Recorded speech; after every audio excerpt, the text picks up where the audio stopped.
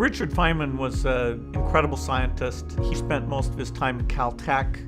The idea of quantum physics, where all these particles are interacting in mysterious ways, he came up with a thing called Feynman diagrams that he won the Nobel Prize for.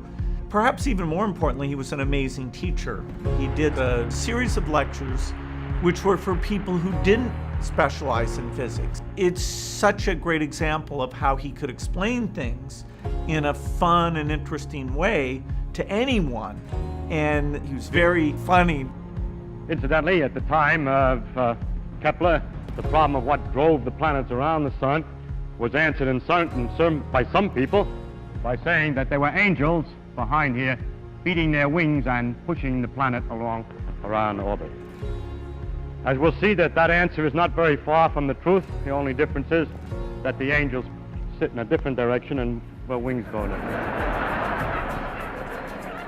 Dr. Feynman used a tough process on himself where if he didn't really understand something, he would push himself. Do I understand this boundary case? Do I understand why we don't do it this other way? Do I really understand this? And because he had pushed himself to have such a deep understanding, his ability to take you through the path of the different possibilities was incredible. Oxygen, for instance, in the air would like to be next to carbon, and if they're getting near each other, they snap together. If you can get it faster by heating it up somehow, some way, they come close enough to the carbon and snap in.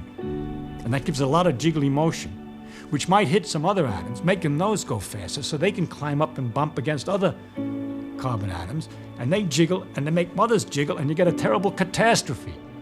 That catastrophe is a fire.